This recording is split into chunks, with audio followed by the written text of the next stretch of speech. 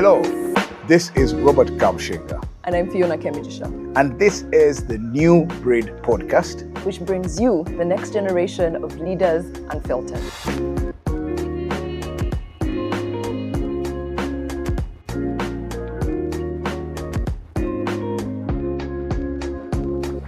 Fiona, I am so excited to be doing this with you in particular, because I didn't think there could be a better person with whom to have this conversation. But I think that many years ago, if this had been done for me, what would be different? Well, so I think that at the time, a lot of people sort of just arrived into the public space, and we didn't have the opportunity to know who they were at that time, what drove them to go into public life, and who they later became. We sort of went along with what was available, and there was no mechanism at that time to get to know people in public life. And by public life, I mean leadership, politics, to get to know them better and where they would take the country. So I think that if this had been available, if I had been who I am today then, I would have liked to find out what my future leaders were like then, what would drive them, and it would have put me in a better position to figure out how are they likely to turn out.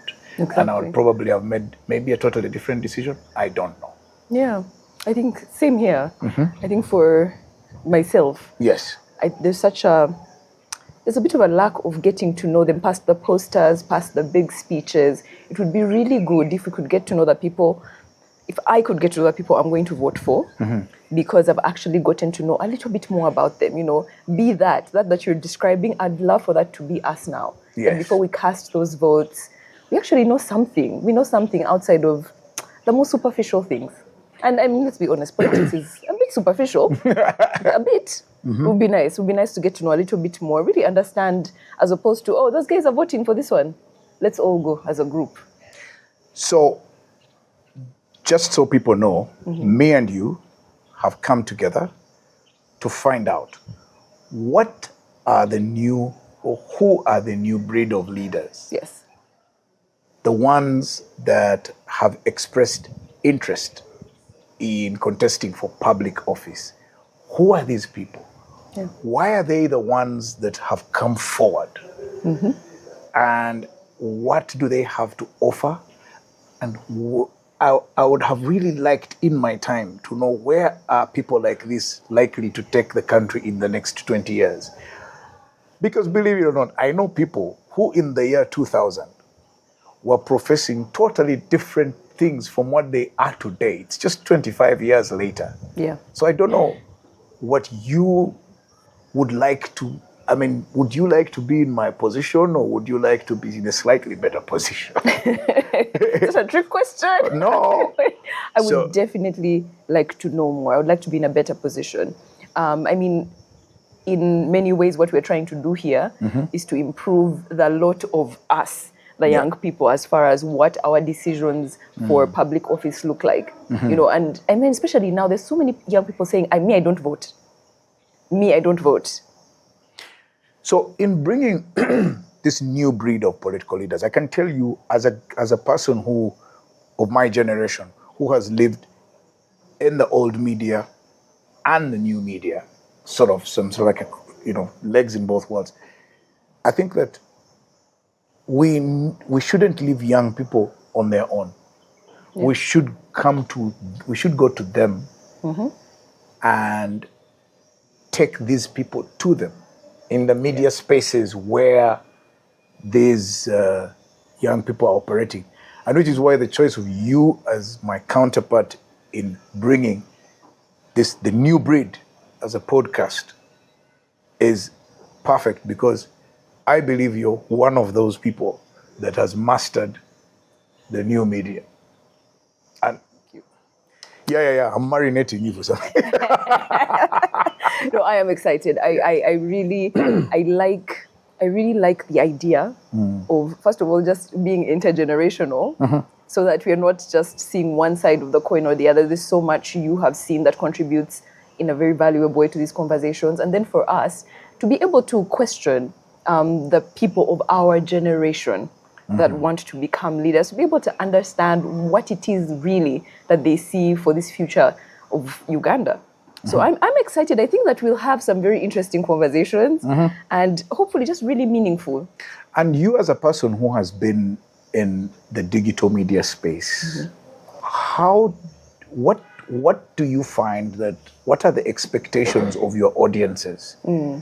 What do they want to know? How do they want to engage? And what is it that you think the new breed that we're going to do, the new breed podcast, or the new breed of leaders with, how can that improve or be of use to them as an audience? The answer is actually pretty simple. Yes. It is taking things out of these very grand stages, take some of these important conversations away from very big stages with big lights and big words, and just bring them here to social media, where we have every other conversation, and make it literally something that we all talk about any day, every day. Or what does this person want to do? Can they just say it to me here in simple language without all of the border riders following you and all of the pomp and circumstance that comes with campaigning and so on, just to simplify it. To say, you know what, guys, these are people who are standing for this office and this office. Get to know them. Ask them a question. What would you ask? What are the things that you think, or in terms of the conversations you've talked about, what, for instance, would you want to ask someone who is standing for a member of parliament? Or there's an interesting, very young lady who has also decided to stand for president. Indeed. So what are the kinds of issues that you would like these people to speak to, for instance? What would you be asking these candidates who are standing when we eventually meet them? I feel like I need to pause there and think more. Okay, for somebody of my generation, the first question that I would like to put to the new breed of leaders, the ones who are standing either for parliament or for council or for president, is, what have you learned from our history or from the behavior of the leaders who have been in office that you would either do, repeat, improve, or you think has been a mistake? How, for instance, does the new breed of leaders understand the old leaders? What did we in our generation get right? What did we get wrong? Do they have that deep understanding of the history of the country? Or are they just imagining? The other question I'd like to ask is, do they have any point of principle? Those are good questions. I think it makes me think. I'd like to know who they are to begin with. Okay. Perhaps that goes even to what you said about principles. Like, what are your values? And based on those values in the space that you want to occupy, how do you, I know we hear this a lot anyway, how do you intend, but it is important for us to just hear in the simplest way, how do you intend to shift some of the things, some of the ways that we do things? Because recently I was having a conversation with some friends and we were saying some of the things that are wrong with the country have a lot to do with consciousness. Not always, the papers are good. Things are written, they're fantastic. Policies. The things, we have all these, but the consciousness, are we actually patriotic as we say we are? And what does that mean? Are we, even with things like corruption, like actually we want to understand you as a person, who are you, what are your values, and how do you intend to change just the consciousness in the spaces that you're occupying, what we call integrity. Do you have an outlook? Yes. Yeah, what we, I don't know, even just the way we structure that, this is what you're supposed to pay for this, but you just add a little small 50K to it to facilitate their person. Do you consider that wrong, or do you consider it the way things should be done? Do they have a sense of what is right and what is wrong? Yeah. In our time, when we were much younger, there were different problems. So, for instance, when I was 18, it was just a question of life and death. So, stability, security, those were the big issues. And the people who spoke to those were the ones that sort of carried the day. What do you think, like your generation, what are the issues that you think or you feel the new breed of leaders must address themselves, and on which, when we have this conversation with them, we'll be seeking to understand, do you actually understand that these are the issues that are driving the people who will be active in adult life in 20 years' time? Because in 20 years' time, I'll probably be sitting on a veranda and just waiting to check out. Resting. Not yet in peace, just resting. For sure, education. Just whether the education systems that we have in place now are preparing us for the world that we are existing in now. That's extremely important. It's not by chance that it comes up so often, because we question, because even our own education didn't prepare us that well for this new, to start a business. Okay. Are we teaching things like financial literacy? Are we highlighting these things, or are we learning them later in life, after when we need them? So I know education for sure will be a big one. Another thing that comes work, to mind, opportunity. Exactly, because education comes, when I talk about education, it's like linking to work, because the way we're educated, then ultimately, in most cases, leads us to what we're going to do. Okay. Because if we're still saying that, the professions look like this and like this and like this, and yet, new media is here, all of these, the arts is just bursting with opportunities. Yes. And yet the sciences are still the focus. What does that mean? Are we disabling one industry that we are seeing the world over? It actually has the potential to make so much money and livelihoods and jobs and all of these things. So I think that those two things, which are actually interconnected, will come up quite a bit.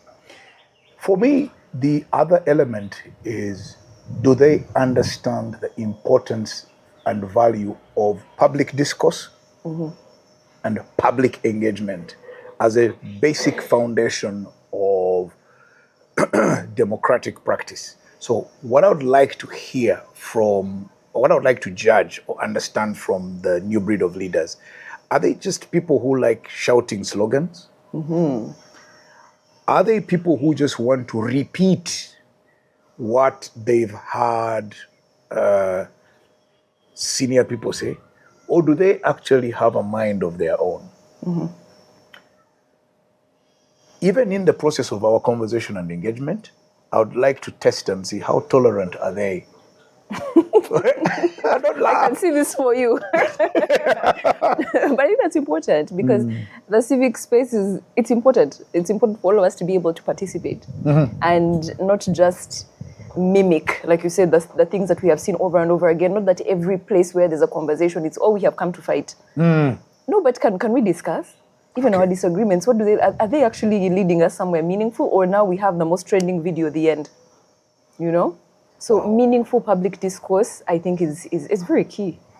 And also, I think when you say that, your last sentence, it raises another question that I would like to understand. Are these new breed of leaders, are they serious people? Do they engage seriously with the serious issues? Or is it just, as you say, drama and gimmicks and hyperbole? Because I remember there was a whole new breed of leaders that came in around the early 2000s. They are now the sort of people in their 40s. And they were so dramatic and, jumping into trenches. And, so for them, it was dramatizing their involvement in public life. And the breed just before that tended to be a bit more excited about the democratic promise. The ones before that were the liberation years. So you've got all those. So the question for me would be to see, okay, what do these people, are they the video, we used to call it the music video type, where at the beginning of the music video, you are poor and in 5 minutes you are rich. So So in other words, Yeah. I would like to know, are you a serious person? Yes. And do you consider matters seriously? So beyond just the discourse, can you actually meaningfully engage? Do you know the level of knowledge you require to engage in public life? It's not enough to be articulate. It's not enough to be populist. But so even that for me will be something for the New Breed podcast to try and bring out. So basically, Fiona, how do we present these people to those who are going to judge them in a way that the guys who are going to pass this judgment can make an informed decision? What do you think we need to do? How do you think we should go about this in order to achieve that objective? This will sound just there, but we keep it as open as possible, We ask some hard questions. We also ask some of the questions that, I've told you this before, it's really important to me as well that there's just a sense of who they are. Okay. Authenticity. Yeah, like who are you actually? Do you care about this thing, or is it, I feel like those things come through a lot more clearly when you're just speaking in a podcast format, just having a chat. I think that on stage there's an opportunity to be just about anything you want to be. My hope is that we can have the kind of conversation that allows us to see them clearly, a little bit more clearly. So actually, Fiona, let's bring to our audiences the new breed. The new breed of leaders, and hope that our people can get to see them for who they are. Indeed, the next generation, unfiltered.